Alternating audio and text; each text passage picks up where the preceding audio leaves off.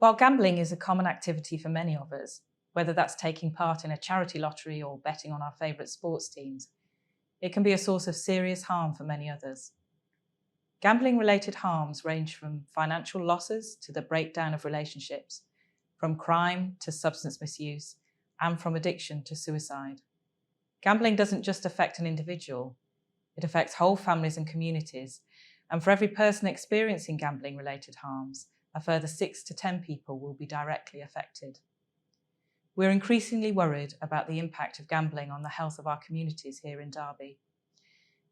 This year, Derby City Council's Public Health Annual Report explores the impact of gambling throughout our city. We wanted to look at how many people gamble across Derby and what impact this has, including how it affects our finances, how we feel, and our relationships with friends and family. We also wanted to think about which groups are most vulnerable to gambling harms.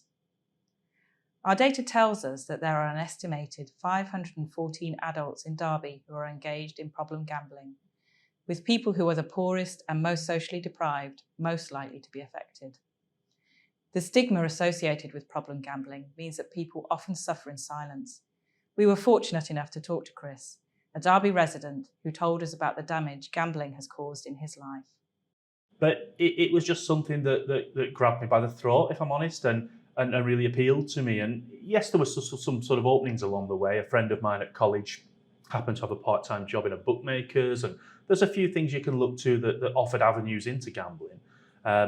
His boss in the bookmakers allowed me to gamble earlier than I should have done. I was 16, and I think at the time it should have been 18. And there are things I can look to, but I'm a huge believer that this is an illness. It's progressive in nature, and there wasn't really a period of time between the age of 14 and 15 and sort of 30, 31 when I finally sought help that I went more than an hour without placing a bet, really. I'm just wondering, for anybody that's seeing this and hearing this story, what would you say to them if they're having problems and struggles around gambling?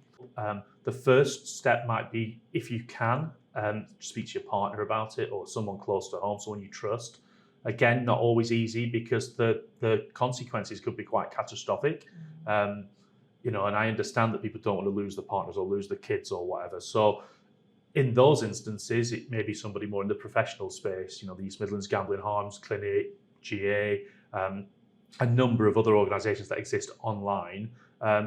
They possibly all serve slightly different purposes, but I think what they all do really well now is signpost people. Yeah. And I think that's really helpful because, as I say, 18 years ago, I didn't really have those signposts. I was just lucky enough to find a GA room.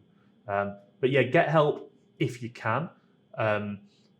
Recognise that some of these rooms and some of these spaces are people like me who, won't judge you if the day after you've made your approach, you go gambling again, because we know how insidious it is and how difficult it is to recover from.